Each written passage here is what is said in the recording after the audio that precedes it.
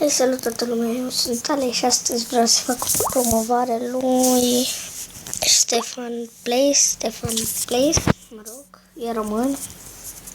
Ok, deci are destul de mulți abonați, zic eu, e bun, nu face chestii urâte, dar face multe promovări. Uitați.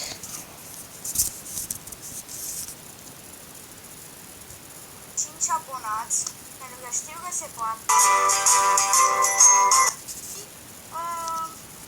Se poate și... Ok, deci are o calitate foarte bună.